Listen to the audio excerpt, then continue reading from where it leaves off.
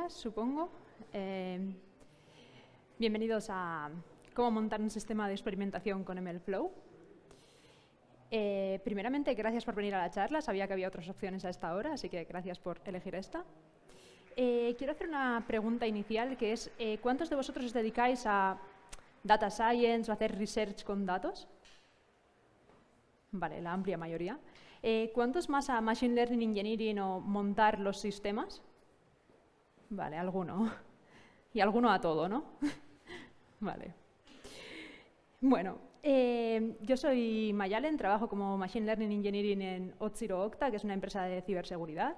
Y os dejo aquí mi contacto y las slides las subiré al Discord, pero bueno, están también en mi GitHub, en PyConS. Vale. Entonces, la charla se titula ¿Cómo montar un sistema de experimentación con MLflow? Entonces, comenzamos por ¿qué es MLflow? Vale, MLflow es un proyecto open source que fue creado por Databricks y su objetivo es la gestión de proyectos de Machine Learning. En teoría, facilitan el ciclo de vida completo. Tienen como varias partes o varias secciones, pero sus partes más fuertes son un poco el tracking de experimentos, la gestión de modelos, la gestión del entorno, integración con otros proveedores en la nube, APIs y compatibilidad con diferentes frameworks y la interfaz de usuario web, ¿vale?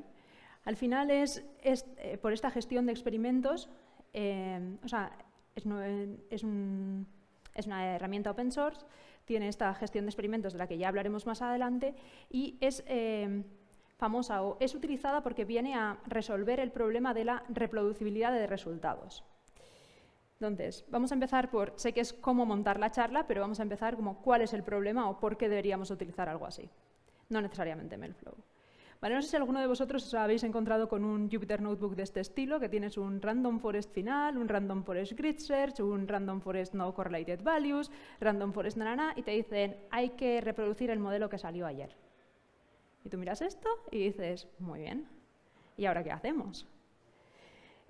Algo similar puede ocurrir con la variable temporal, donde tienes pues, quizá el mismo modelo que ha ido corriéndose pues, no sé, una vez a la semana, una vez al mes o lo que sea. Se le han ido poniendo ciertos fixes, tienes una versión 1, pero luego algunas versiones con tiempo. Podéis intuir el problema. Y otra versión, otra faceta del problema suele ser cuando tienes varios modelos a la vez. Pues tipo tienes un logistic regression, un A/B bias, lo que sea, y quizá de los 4, 5, 6 modelos que entrenas, al final te estás quedando con uno o te estás quedando con la combinación de alguno. Vale. Todo esto, en realidad, lo que hace es como... Lo que viene a solucionar es que necesitas una automatización en el proceso. Entonces, tienes que gestionar el ciclo de vida de estos modelos desde que se entrenan o incluso desde una fase anterior. Si estás en un momento más de data science y quieres hacer experimentos para saber cuál es el modelo que viene acorde a este nuevo dataset o este nuevo problema al que te estás enfrentando, puedes necesitar simplemente la gestión de experimentos para ver las diferentes hipótesis que has ido testeando. Y luego una muy importante que es la colaboración entre equipos. Dependerá del tamaño de la organización donde trabajéis. Hay veces, bueno, hemos visto que hay personas que hacen todo, hay veces que esto lo gestionan 2 o más equipos. Entonces, sobre todo si vas hacia una organización de carácter más grande, deberías de intentar gestionar o intentar delegar diferentes puntos del ciclo de vida de los modelos en diferentes equipos. Al final, esto, perdón porque esta slide no es muy clara, pero básicamente esto se llama el modelo el Maturity Model de MLOps. En el nivel más bajo tienes nada de MLOps, que es básicamente pues, tú ejecutando esto manualmente. En el segundo nivel estaría que tienes DevOps, pero no MLOps, porque muchas veces es la parte de software o son las prácticas más clásicas de software las que produccionalizan estos modelos. En la otra estaría un poquito más arriba, estaría el Automated Training, donde tienes cosas para el entrenamiento automatizado. Luego estaría el Automated Deployment y por último sería Full MLOps Automated Operations. Yo entiendo esto como ya cuando tienes todo el tracking en producción, puedes detectar drifts y tienes mucho más monitoreo en general de lo que está ocurriendo. Vale. Entonces, en el tema de reproducibilidad y colaboración, al final lo que tienes es aquí una serie de perfiles que pueden ir a un Jupyter Hub o pueden estar en diferentes fases. Y tú tienes este MLflow, que puede ser como este tracking o este servidor, que básicamente guarda, por un lado, los artefactos siendo el propio modelo y quizá los datos si puedes guardarlos o si debes guardarlos, que eso es otro tema. Y eso por un lado, y por otro lado en Postgres o en cualquier otro tipo de backend que le puedas dar, pero como en una base de datos relacional, todos los features que tú le hayas puesto a ese modelo. O sea, es decir, si tú has entrenado el modelo con diferentes parámetros, pues con qué parámetros lo has entrenado, cómo han ido las métricas de ese modelo, cómo han evolucionado y demás, todo esto en esa base de datos. Y al final, desde aquí, que esto puede ser esto más de entrenamiento, se pasaría a un pipeline más de producción donde has elegido el modelo que tú quieres de todos estos modelos que tienes aquí y ya lo implementas, y esto ya pues dependerá en la arquitectura que tú tengas o ya lo pones a producción dependiendo del caso de uso. Vale, esta es un poco una slide con una idea pues similar, donde básicamente se distinguen más los roles, no tiene por qué ser así y soy consciente de que dependiendo de la empresa esto es diferente, pero el Data Scientist debería de estar más en la parte de experimentación o generación de este modelo, generación de eso, pues esta idea de hacer diferentes experimentos hasta dar con el modelo que va a ir a producción. Y a partir de que ya tenemos un modelo más o menos estable, debería de ser pues más la parte de MLOps Engineering la que se encarga de produccionalizar eso de alguna forma. Si os habéis fijado, MLflow queda un poco como en el medio, queda esta idea de registro de modelos, porque queda un poco en territorio de nadie. Tú como persona que está haciendo research deberías de registrar tus experimentos y tú como alguien que lo estás llevando a producción deberías de tener un medio tracking sobre eso. Entonces, estaría genial si os pusierais de acuerdo y lo hicieses de la misma forma. Esto tampoco siempre ocurre. Vale, un poco más respecto a MLflow. Vale, ¿qué es lo que ofrece así a nivel general? Pues tienes una UI, tienes una API para Python y para no Python también. O sea, existe una API REST, una API de Java y una API de R, que esta sí que es interesante, sobre todo si no vas a utilizar el mismo lenguaje en ambas facetas que hemos visto antes. Es agnóstico en cuanto a cloud y base de datos, o sea, tú puedes ir conectándole a aquel stack que estés utilizando. Y tiene compatibilidad con notebooks o es muy sencillo, como vais a ver, compatibilizarlo con notebooks. Vale, en realidad MLflow ha crecido bastante desde sus inicios y tiene como 4 vertientes, que es la parte de modelos, la parte de tracking, la parte de proyectos y la parte de registro. Lo veremos más en detalle, pero es famosa por la parte de registro y tracking. Modelos y proyectos es algo que también se puede hacer con MLflow, pero diríamos que seguramente hay otras herramientas en el mercado que son más potentes en este sentido. Al final tengo unas slides de por qué deberías elegir MLflow si estás en el momento de decidirlo, pero es muy importante que, a pesar de que estas charlas se titule cómo hacer un sistema de experimentación con MLflow, lo primero que deberías preguntarte es si MLflow es la herramienta para ti, porque esto puede no ser así.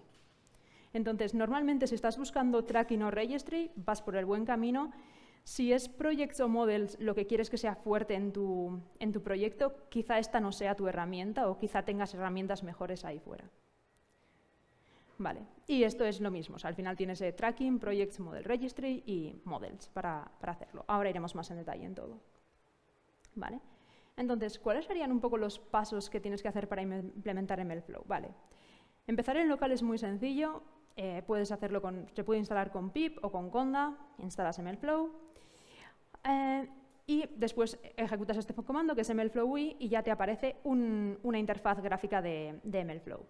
En este momento la interfaz gráfica está utilizando tu ordenador como sitio donde va a dejar todos los artefactos, por un lado, y también donde va a dejar todos los registros que hemos puesto antes. También eres tú tu propio servidor y todo está siendo ejecutado en local. ¿Qué pasaría si lo quieres poner en Docker? Vale. Si lo quieres poner en Docker es relativamente sencillo. Tienes un Dockerfile de este estilo donde puedes configurar básicamente cuáles son los requerimientos, qué es lo que necesitas. En este caso está hecho con una base de datos Postgres y estamos utilizando, eso es, Nginx como proxy. Es decir, vamos a controlar un poco el tráfico que entra, que siempre estaría bien teniendo en cuenta que es la parte de los modelos de vuestra empresa, ¿no? Creo que es algo que queráis exponer. Vale, y en este caso pues nos estamos nos estamos encontrando con una arquitectura de este estilo. Tú desde tu localhost estás conectándote con un host remoto donde tienes esta UI y luego esta UI tiene dos vertientes, que es la parte de los buckets, si lo estás haciendo en S3, pero me da igual, si quieres ponerlo en Azure también se puede, y si lo quieres poner en Google Cloud en su anónimo, y en este caso PostgreSQL como base de datos de referencia. Vale. Respecto a cómo se crearía ahora un experimento desde la base de código, vale, tú le das una tracking URI, que en este caso yo lo he hecho con mi localhost, lo seteas y le seteas un nombre de experimento. Súper importante que cada vez que vayáis a hacer un experimento diferente, y un experimento siendo luego un proyecto, lo vamos a ver allí, o sea, lo vamos a ver cómo queda, le deis un nombre diferente. ¿Por qué? Porque si no estáis utilizando el mismo experimento para hacer todo. Entonces os va a quedar como un gran churro. Lo que estaría muy bien es parte de cuando se hace como esto más en producción, por ejemplo, una de las partes es meter tus credenciales aquí, donde sabes de quién es el experimento y sobre todo, súper importante, si vais a tener cosas que vayan más hacia producción y cosas que sean más experimentación, lo primero que debería de poner en el experimento es si eso va a ser de cara a producción o de cara a experimentación, porque son muy diferentes y al final quedan muy diferentes los entornos. Vale. Entonces, ¿cómo registraríamos los parámetros, métricas y artefactos? Pues nada, yo puedo hacer un loop súper sencillo donde tengo 4 posibles valores de gamma, le digo a MLflow que quiero empezar un experimento que lo voy a llamar pues diferentes gammas y cada uno de estos va a ser un run. Un run es una ejecución, es decir, yo voy a coger, voy a loguear, bueno, en este caso están los inputs ahí. Esto era solo para ver que se puede también loguear el input si el dataset cambiase dependiendo del run. Imagínate que estáis haciendo un sampling aleatorio y entonces queréis ponerles aleatoriedad y poder luego reproducir ese dataset, lo loguearíais así. En este caso no tiene mucho sentido como tal. Nada, ves cómo entrenas con este diferente parámetro gamma, entrenas un modelo, logueas los parámetros y logueas las métricas. Y después logueas el modelo. Luego vamos a ver que en MLflow esto queda diferente. Parámetros es básicamente acepta cualquier tipo de diccionario y ahí pondrías los parámetros que van al modelo. En métricas puedes poner todas las métricas que tú quieras, pero tienen que ser siempre números para luego poder comparar. Luego vamos a ver unas gráficas de comparación entre métricas. Y en loguear el modelo, aquí es donde entra la parte de poder tener conexiones a scikit-learn, a PyTorch, a TensorFlow, porque vas a tener el propio artefacto del modelo, como sea que tú le hayas llamado, y un path. Este path es como luego se te va a quedar pues, guardado en S3 o guardado allá donde hayas decidido guardarlo. Vale, esto es un poco como cómo quedarían en la parte visual. Estos son diferentes runs que yo he hecho con diferentes gammas. ¿Cuál sería el resultado, por ejemplo, de la media? ¿Vale? Luego vamos a ver, pero se puede como quitar y es muy interactivo y muy fácil para poder ver los resultados en la UI. Vale. La parte de MLflow Projects. MLflow recomienda que básicamente MLflow Project es un directorio conteniendo todo lo que necesita ese proyecto para ser ejecutado. Y sería algo así. Tienes este file que es MLProject que hace automáticamente MLflow cuando tú creas un experimento. Ahí tendrías tu código y tendrías tu dataset. Lo que viene a ser el project es un fichero YAML de este estilo que te dice, vale, bueno, para entrenar es este comando, para predecir es este otro y estas son las dependencias que yo tengo. Vale. Y luego, para poder ejecutar un proyecto con unos parámetros diferentes, solo lo podrías hacer a través de línea de comandos diciendo MLflow run, como sea que se llame mi proyecto, y con estos parámetros determinados. Vale. Respecto al versionado de modelos. ¿Qué pasa? A ti te interesa normalmente versionar los modelos no solo con...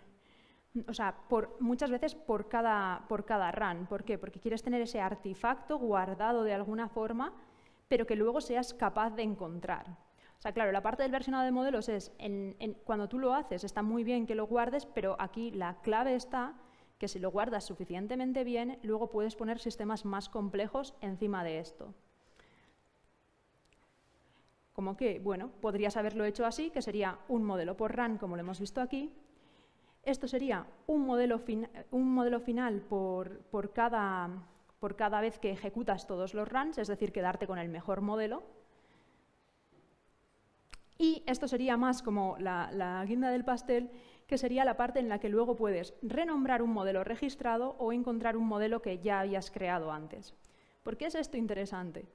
Si tú tuvieses algo tipo una serie temporal, que imagínate que entrenas algo cada día, pero puede que los datos de este día, este modelo no sea mejor que el del día anterior, tú puedes tener el caso donde tú quieras entrenar un modelo, pero aquello que vayas a pasar a producción o vayas a ponerlo con la etiqueta producción tenga como una lógica distinta a simplemente el hecho de haber sido entrenado. Entonces, esto te da la habilidad de poder registrar el modelo anterior, o sea, coger uno de los modelos que tenías del día anterior, ver cómo está funcionando con las métricas de hoy y saber si realmente el modelo que vas a pasar a producción tiene mejor performance o peor que el de hace un día o el de hace unas semanas. Sería la clave de hacer esto. Vale. Para desplegar los modelos puedes hacerlo simplemente una forma muy sencilla, a través de código puedes cargar el modelo así, o si no, a través del Docker podrías exponerlo en un puerto. Vale. Y lo mismo podrías empujarlo tanto a SageMaker como a AzureML como a GCP. Vale. La forma de servir un modelo, TensorFlow también, MLflow también tiene una parte de servir modelos, en la cual si tú le pasas como todo el esto de lo que es el modelo y el puerto, es capaz de servirlo y luego a través de un curl, pasándole el array de datos, es capaz de servirte una respuesta. Tengo que ser completamente sincera con esto. Yo no lo he probado a nivel de latencia y demás y no sé cómo funciona en cuanto a tiempos de respuestas. Creo, o sea, en el equipo en el que yo trabajo se desechó en anteriores proyectos esta arquitectura o este modo de funcionar por eso, por el tema de tiempos y latencias. Pero la realidad es que puede que para otras arquitecturas sirva y que yo ahora mismo no tengo el benchmark actualizado, porque esto fue hace unos años. Vale, sigamos un poco al deep dive. A ver.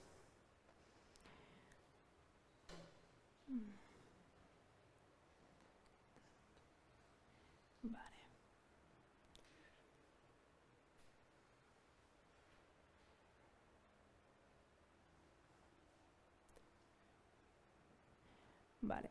Si vamos un poco a lo que es MLflow, yo lo único que he hecho aquí es poner un ejemplo súper sencillo en el cual tenemos este experimento que se loguea varias veces y luego quería enseñarnos cómo es la UI de MLflow, donde podéis ver que en este caso es el experimento versión 4, tenéis diferentes comparativas, en este caso las únicas métricas que tenía mi modelo era la media y la desviación estándar, y es muy fácil pues tanto quitar alguna de las interacciones como añadir nuevas y demás para poder verlo. Otra parte muy interesante es... espérate. La parte de... Estoy viendo... No, provide feedback, no. Si yo entro en uno de los modelos puedo ver todo lo que viene a ser sus requerimientos, el modelo en sí, el archivo que os he enseñado antes y cuáles eran justo las métricas, el dataset que corresponde a este modelo y sus parámetros. Esto es muy... vale, lo voy a intentar. Vale, no se ve desde ahí. ¿Ahora lo ves mejor o más? Un poco más, vale. ¿Sí? Vale, perdonad. Bien, pues al final que tienes todas estos, la parte del dataset, la parte de los parámetros, la parte de las métricas. A ver, normalmente tienes más métricas que estas que he puesto yo y tienes bastantes más parámetros logueados, por eso es más interesante. Pero básicamente tienes toda la parte de cada una de las ejecuciones. Si por lo que sea te tocase un caso en el que tienes que hacer alguno de estos backward compatibilities o correr un modelo que ya ha corrido antes o alguna forma de estas, es la forma de saber que tienes todo en un mismo sitio. Al final, esa era su ventaja. A ver, ahora si vuelvo al tamaño completo. Vale, se sigue viendo bien ahora, ¿no? Vale. Una de las últimas cosas que que voy a comentar de cara más a la parte del código es el autologging. MLflow tiene la capacidad, tiene unas librerías que son de autologging, que se integran tanto con PyTorch como con TensorFlow como con scikit-learn, donde tú pones esta capacidad de autologging y vas a poder ver en cada uno de los runs o en cada uno de los epochs gráficas reales de cómo ha ido evolucionando ese modelo, que es mucho más interesante que el estático que, bueno, si tienes un modelo sobre todo de cara a deep learning y demás, que el estático que yo he enseñado. Entonces, puedes ver cómo van evolucionando las curvas y puedes hacer comparativas de curvas entre sí, no solo de puntos estáticos. Lo mismo, esto es para PyTorch, pero tanto scikit-learn como TensorFlow tienen sus propios puntos y su propia forma de hacer esto. Vale, respecto al monitoreo y la visualización, ya os lo he enseñado antes en esto de MLflow, pero aquí podéis ver cómo sería tener más de un experimento y cada uno de ellos, pues cómo se gestionaría por la web. O sea, cada vez que clicas en uno de ellos, ves como todas las métricas del experimento y cada vez que clicas en cada uno de los modelos, puedes ver una ejecución de un run concreto. En lo que corresponde aquí a la escalabilidad y producción. Vale. Cuando hablamos un poco de escalabilidad en MLflow, se habla de clústeres y escalabilidad horizontal. Realmente MLflow se integra, no hay ningún problema con integrarlo como una plataforma como Kubernetes y demás, se puede hacer, aunque estas tienen sus propias soluciones también previstas. En general, MLflow está pensado más para entornos más sencillos, donde tengas más experimentación y sea esto lo que puedas gestionar mejor. Respecto al paralelismo, es posible ejecutar varios modelos y luego pasárselos a MLflow a la vez, o sea, no tienes por qué ceñirte a hacer una ejecución cada vez, MLflow es capaz de aceptar varios inputs. El almacenamiento y el monitoreo pueden ser también distribuidos, si así se desea, por las plataformas que se pueden utilizar para ello. Vale. Entonces, ¿cómo serían aquí como diferentes paradigmas de implementación que puedes encontrar? Vale, una sería el caso de utilizar esta forma de serving del propio Dataflow, que en realidad se puede integrar y también con Azure, en el cual tú expones este endpoint que os he enseñado antes y le vas haciendo diferentes calls y ya tienes como una forma de haber produccionalizado un modelo. Como os he dicho, no es la forma que yo utilizo porque no es la forma en la que mi equipo en el pasado ha encontrado mejores latencias. La forma en la que nosotros lo hacemos se asemeja más a esto, que es coger MLflow como aquella plataforma que te va a dar el mejor modelo, poner una API como wrapper a ese modelo y a partir de aquí llamarlo desde otras tecnologías, ¿vale? En realidad lo que hacemos es eso, poner una API que luego se despliega en un entorno de Kubernetes y cada uno de las otras librerías van llamando a aquel pod o aquel de esto que esté más cerca del entorno que hemos creado.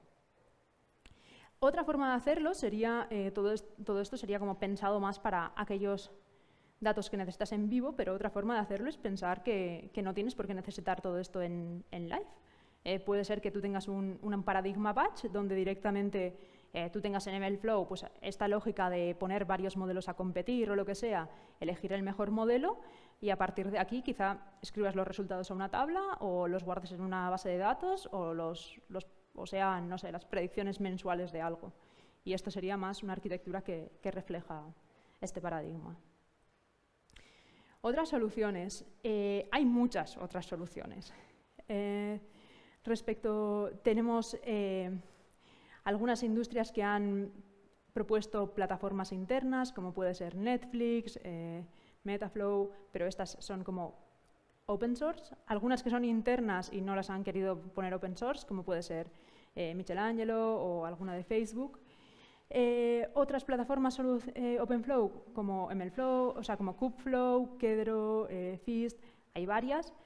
Y otras que son más enterprise, que en general están más relacionadas con la parte de, si tú vas con un cloud provider normalmente suele tener algún tipo de sistema de registro de experimentos. Voy a hablar de Kubeflow, no porque tampoco me paguen por ello ni nada por el estilo, pero porque creo que hay varias empresas que se enfrentan a este reto de, vale, ¿tengo que usar un MLflow o tengo que usar Kubeflow? Y creo que la clave aquí es que el propósito es diferente. O sea, MLflow está diseñado para que sea fácil y para que sea light, de parte en la que un data scientist a través de diferentes notebooks pueda poner aquí sus experimentos, y Kubeflow está más pensada para que la orquestación en Kubernetes sea más óptima. Como hemos visto antes, la orquestación en Kubernetes no tiene ni por qué ser algo que con esto de MLflow lo tengas que utilizar. Puedes tener muchas otras alternativas y puedes tener muchas otras arquitecturas. En general, Kubeflow está mejor de cara a escalabilidad y está mejor para sistemas más complejos que van a necesitar una orquestación más compleja. Como ya habíamos dicho antes, las partes fuertes de MLflow son la parte en la que es más fácil de usar, tiene mejor integración con librerías tipo scikit-learn, TensorFlow y demás, y es más inclusiva por ambas partes del pipeline. O sea, está pensada tanto para los data scientists como para la gente que trabaja más en operaciones. Y voy a acabar con las conclusiones. Me gustaría que os quedaseis con esta pirámide y con en qué parte de la pirámide estáis vosotros, porque realmente quizá, o sea, vuelvo a, esto es cómo montar un sistema de experimentación con MLflow, pero la primera parte sería, ¿necesitas un sistema de experimentación? Quizá no. O sea, yo creo que sí, que todos deberíamos de tener uno y lo deberíamos tener bien organizado, pero quizá no estás en esa fase. Entonces, si sí que lo estás, afortunadamente, quédate con estas recomendaciones. Separa siempre por experimentos. Intenta automatizar los pipelines, sobre todo si tienes de producción, pero incluso si tienes notebooks, intenta que sean lo más automáticas posibles si van a ser recurrentes. Utiliza bien el versionado de modelos, sé coherente con ello. Escribe si hay guidelines, puedes buscarlas, si no, escribe las tuyas. Y sobre todo, separa la parte de experimentación de producción. Esto te va a llevar muchísimos dolores de cabeza si no lo haces, porque te va a quedar un solo experimento con todos los churros que te he enseñado antes, que creo que yo tenía puestos como 8 experimentos. Si lo tienes más o menos automatizado, llegar a 100 en un día no es nada difícil, y a partir de ahí encontrar algo es casi imposible. Vale. Ahora abro con las preguntas. He dejado aquí la documentación oficial y algunos otros recursos que podrían ser interesantes, y también he dejado mi contacto. Así que, si hay alguna pregunta.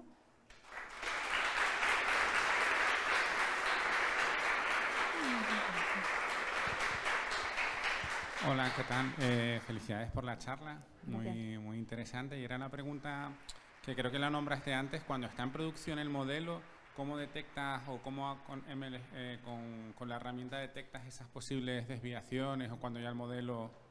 Sí, o sea, eso no sería parte de MLflow, pero hay muchísimas estrategias para detectar data drifts y también muchísimos productos, probablemente. Lo que hacemos, yo te puedo contar lo que hacemos nosotros, es más casero. Lo que hacemos es coger una parte de... Tenemos mucho tráfico que viene, por eso la latencia era tan importante. Vale, todo esto trabajo en ciberseguridad, por esto era que la latencia es tan importante y hay tanto tráfico. Cogemos un porcentaje de ese tráfico y vamos midiendo más o menos si cada una de las variables que esperamos, en este caso sí que tenemos la suerte de que son numéricas, está en una como desviación aceptable de lo que estaba el dataset de entrenamiento. Entonces, cada vez que cargamos un nuevo modelo decimos, vale, imagínate, la variable número de logins correctos, ¿cómo de desviada está respecto a con lo que nosotros lo hemos entrenado? Y si consideramos que en un umbral no lo está, pasamos una alerta de, oye, creemos que algo no está yendo bien. No sé si contesta tu pregunta. Hola. Hola. Te quería preguntar, una cosa que a veces es un poquito complicada es cuando pues, tienes distintos entornos, desarrollo, preproducción, producción, etcétera. ¿Cómo haces esa promoción entre entornos? Sí, esto es un tema muy complicado por la parte de... Claro, tú tienes normalmente un entorno de entrenamiento, digamos, donde se ha entrenado tú tienes tu pipeline de entrenamiento y ahora dices, vale, esta es la nueva versión que tiene que ir a producción. Pero normalmente esa versión, hasta que llega realmente a producción, tú tienes como un release track, que nosotros utilizamos como directamente el del equipo de DevOps, y es este release track el que va diciendo, vale, primero vamos a intentar probarlo, imagínate, con este entorno que es pequeño, hasta que en un momento tienes todos desplegados. Y normalmente suele ser el momento en el que tienes que entrenar el otro. O sea, esta parte está automatizada con el propio release del código, digámoslo así. Y entonces, por si te he entendido bien, entonces lo que mueves es el artefacto o moverías el código y reentrenas en cada... No, ahora mismo tú moverías el artefacto, tú lo que mueves... O sea, no, tú tienes el artefacto en otro sitio, también lo moverías con la integración cuando ocurra que se junta esto, pero tú realmente lo que haces es, con la misma API, el mismo código y demás, yo solo cambio un fichero de configuración del modelo que ahora apunta a otro artefacto. Entonces, ahora vamos a inicializar el entorno número 100. El entorno número 100 va a mirar y va a decir, vale, ¿qué artefacto tengo que coger? Este nuevo, vale, hasta que le llegue un nuevo release de actualización y diga, vale, ahora ya no es este el modelo de configuración, tienes que cargar el 102. Así es como se hace en mi empresa. Muchas gracias. De nada.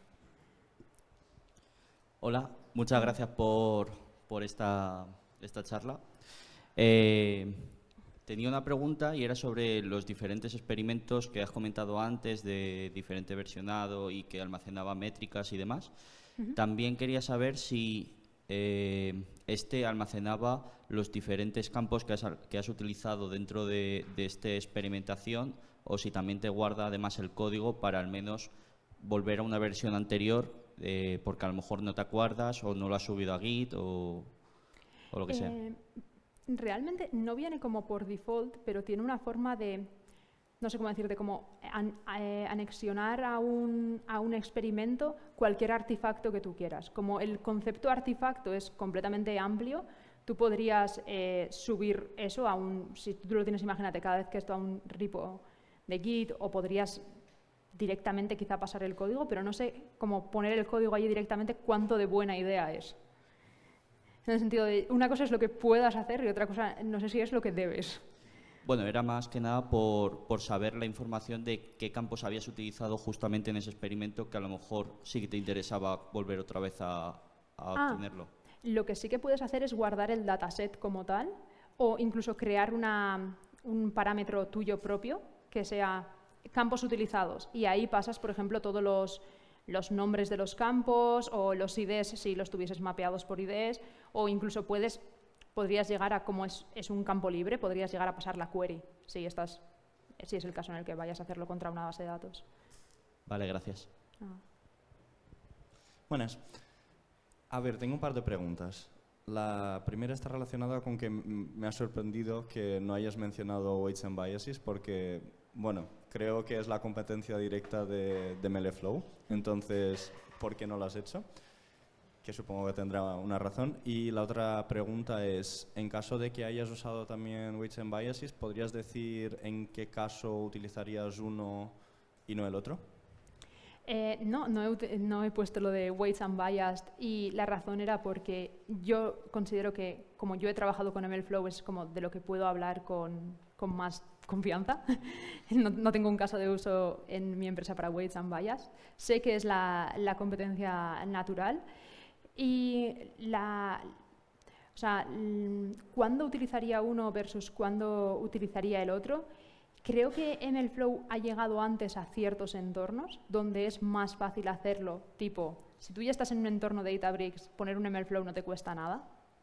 Si tú ya estás como utilizando alguno de los cloud providers, es probable que ellos mismos utilicen MLflow por debajo y ahí es donde quizá tiraría más hacia esta herramienta. He querido compararlo con Kubeflow para saber como el tipo de herramienta que deberías de utilizar en cada estado de madurez, pero sí, Weights and Biases es el claro competidor y podría ser la otra forma en vez de tirar por MLflow, claro. Vale, muchas gracias. Nada. ¿Más preguntas? No.